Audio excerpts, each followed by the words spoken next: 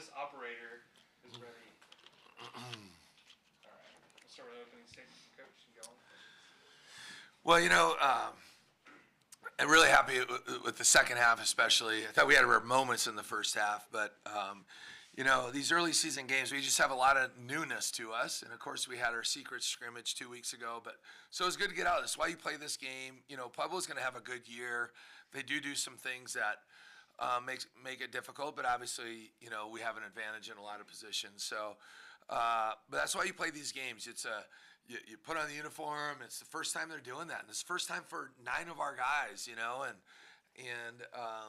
And then you got to get this whole, our style of play, everything new. And in basketball, you got to be able to fight I can make this play, I can make this play, I can make this play, right? And you just got to play connected. So the first half, I thought there was some really good in the first half, and then some not so good.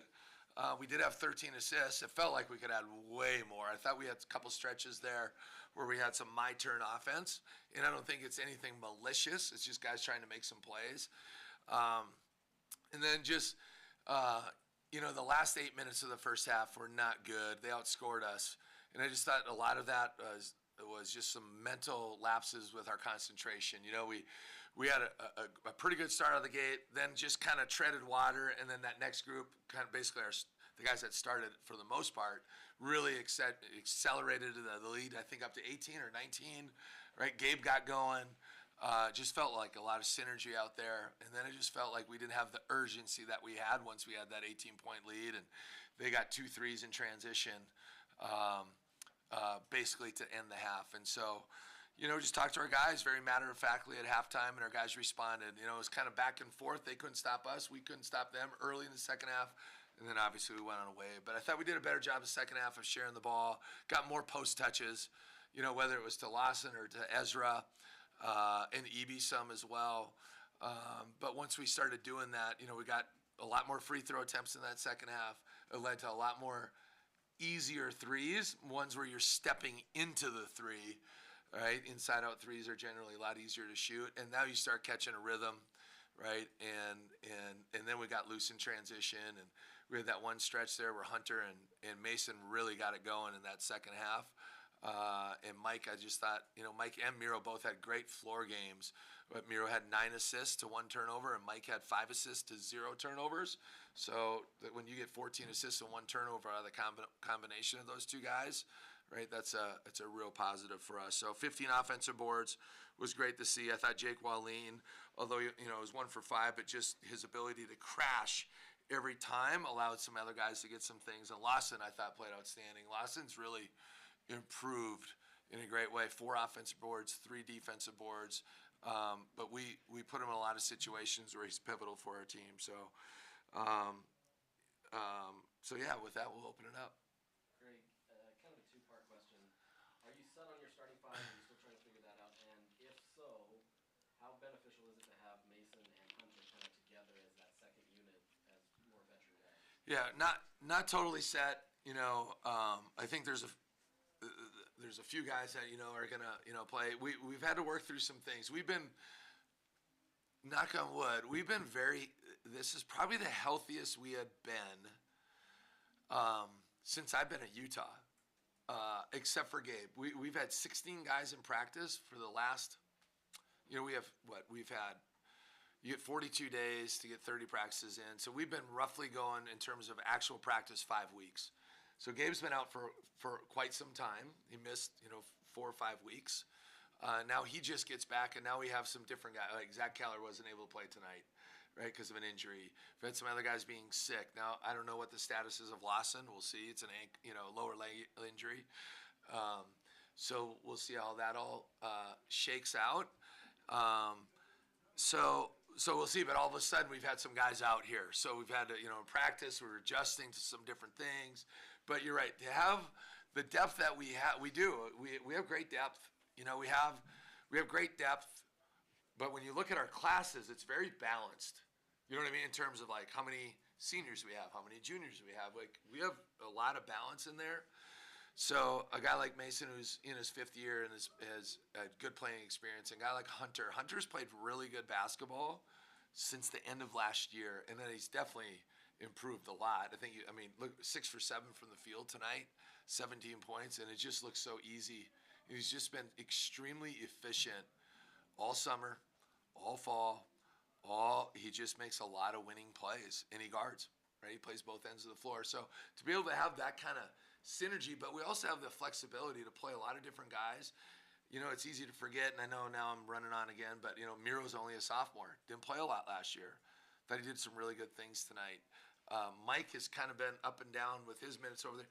KD, it's hard, like, he's still a sophomore, right? Jake, sophomore. Those two guys are going to have great careers, right? But we're trying to get them as much and as many minutes as we can, and still trying to blend all these guys together to really develop some synergy. Along those same lines, you know, in the past few years, you've had a clear hierarchy of who your top guy was, who the next guy was. Do you feel you're seeing progress in that regard of having the Yeah, I do. You know, it's been interesting. We had, if you think back to this summer, now I'm giving you probably too much or more than you're asking for, but like this summer we had we get him for 8 weeks. We had 5 weeks of, like, Miro wasn't here because he's playing with his national team. EB committed, but he wasn't accepted into school. Jewel signed late, right? It was a lot of unevenness to our summer in terms of consistency. So I didn't see necessarily we saw growth, especially a guy like Jake, KD, Zach clearly got better the back half of the summer. Then when we got to fall, you could really, in the first couple of weeks, some guys started really ascending. You know what I mean? And it's been different for everybody. You know, Mike, for example, I'd say the last 2 to 3 weeks, he's really like taken his game to a different level than he had all summer. Or, you know, Ezra is really kind of settling in and just kind of figuring out, you know, how we play. Because where he was at East Carolina, he played it couldn't have been more opposite, right, with the style of play. So it takes these guys a little bit longer, some longer than others, but certainly some guys are really hitting the groove. And so nobody's flattened out, but, you know, it's like being in the weight room. Not that I know a lot about that, but like you kind of go through that first stretch, then you put on some, like, you all of a sudden you get strong. Then you kind of flatline a little bit, and then you start getting strong again. And so it's been like that with these guys. And certainly, you know, when it gets to practice, we've been playing so many different lineups, but guys are ascending, and we're settling in on some lineups, and I think that's helped their growth as well, just developing that synergy. With the lineups tonight, do you feel like, did you view this game more of as an experimentation or like a dress rehearsal going into the season? Well, every coach is a little bit different. I've always viewed the close scrimmage and this, like, of course you're trying to win. And it's easy to say going into these games where it's like, well, you know, we really want to try different lineups and get, like, it's easy to say all that. But then when the scoring is what it is, like, you always want to win. And you got to play the guys that you feel like are going to. However, like, you got to be able to see the big picture in all of this stuff. It was really important tonight to get EB reps, like meaningful reps. You know, he didn't play a crazy amount in the close scrimmage, so I thought that was really important, and he really did a good job. His last 2 days of practice were his best 2 since he's been a Ute. And I just think and we're figuring him out a little bit too, on what lineups help him, right? So just continuity that way. I think it's both. I think you have to go. I really thought long and hard this year about not playing this game and playing another close scrimmage. But at the end of the day, I just thought that we just felt like as staff, when you have all these new players, I think it's important to put the uniform on and just feel all that stuff, and, you know, starting lineups and the anthem, although it's different in the Big 12 with that. But I just think you have to go through that kind of stuff and grow. And you know, the first half, we even said a couple times, you just got to settle in. And you could tell I don't know if nerves is the right word, but certainly anxiousness to play somebody new again. And but I think the key is we really settled into who we are much more in that second half. So it's both. Can you speak to the play of Hunter Erickson? Obviously, he Yeah. was on fire tonight. What have you seen from him as, you know, like you said, he started off hot at the end of last season, that has kind of led to where he played tonight? Hunter's such a mature kid. He's so mature. 5th year, 3 different schools. I just think he's figured out who he is. And now he's been in the system for a year. He knows what to expect on a day-to-day basis. He's such a poised guy. He's super, super intelligent, like off the charts intelligent with game planning and seeing the floor and understanding when guys make mistakes, like his teammates, what exactly they're doing. He's had a way better voice this year. Last year he was very quiet. I think his confidence is so high. Like even the other day, he just like whistle blew. He's like raising his head, "Coach, can I say something?" And we're like, "Of course you can." And man, what he said to the team was just so spot on. It was a technical thing, almost like a teaching thing. So I think the other thing I would say, I just think the game has slowed down for him. He didn't play a whole lot of BYU for 2 years, right? He serves his mission, so you don't play for 2 years. Then rarely played for 2 years. Then he played junior college, totally different game. So then you come into us, and he had a hard role last year. When you think back on the season when Raleigh was playing, and then he gets hurt, and Davon was out, and so he had to kind of. But if you remember right, at Oregon he played great last game of the year. Played outstanding in the conference tournament and in the NIT. He was really good. I think that's part of why we played so well late. So it's been awesome. He's just such a poised guy, no ego. You know what I mean? Like just wants the team to win. I said something to him the other day. I put him on the team with this guy because we had so many injuries. And he goes, "Coach, I got over all that stuff a long time ago." You know what I mean? Worried about who he plays. He just loves to compete. Doesn't matter who he's with. He just goes and hoops. You know what I mean? Some guys get in their feelings a little bit with that stuff. No, nothing with him. How did you feel seeing him and Mason the lob to dunk out there? Oh, that was awesome. That's the other thing with Hunter. Like he's athletic now. That dude's an athlete. Like, he is very athletic.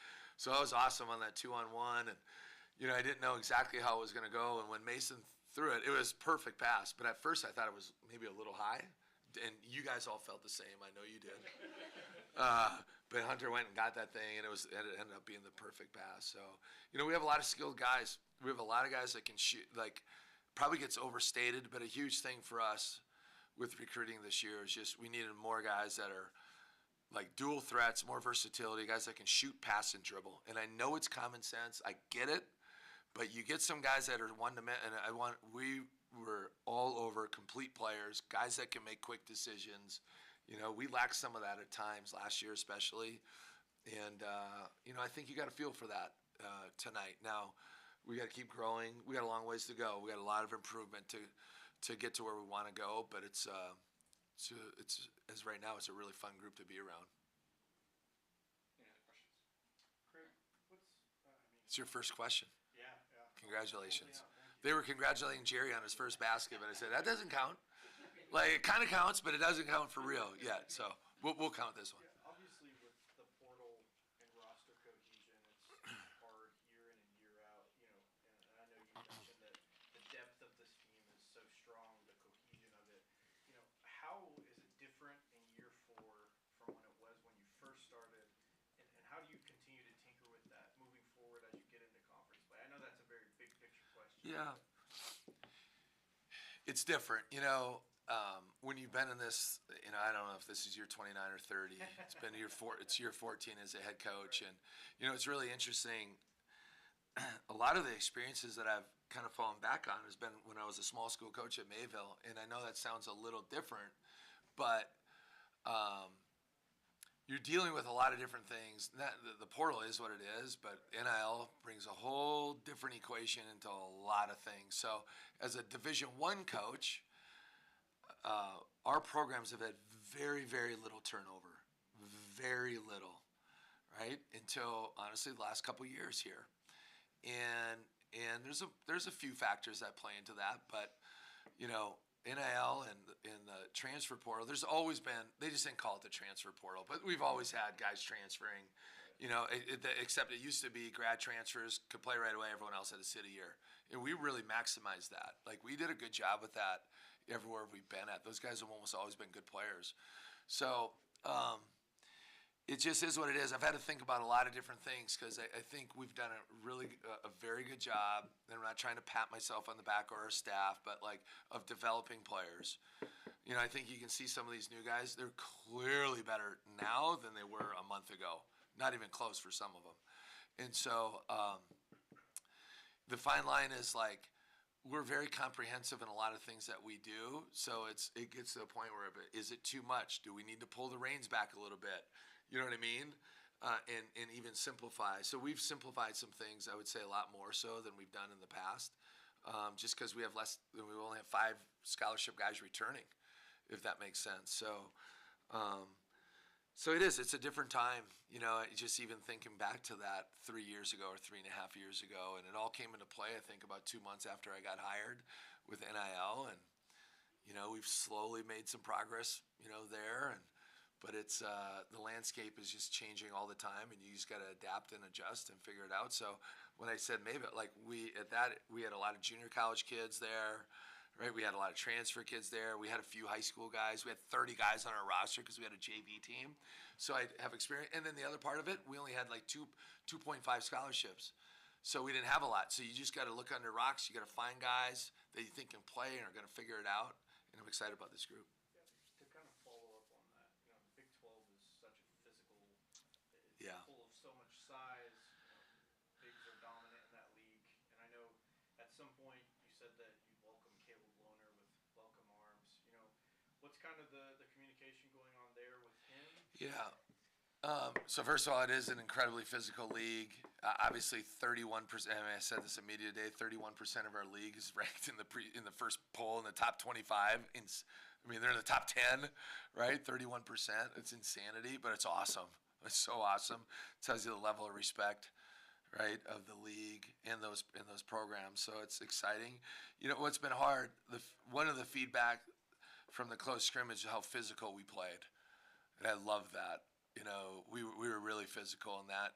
So some of this is you got to be able to adjust to how the officiating is being called, how the game is being called, right? How physical you're allowed to play.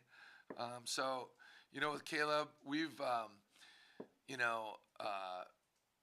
of, certainly we've talked, but just like, hey, you need to finish out football. You do your thing, and then we'll just see how things progress when that time comes. So that'll be on him, of course, to decide. Thanks, Coach. All right, thank you, guys.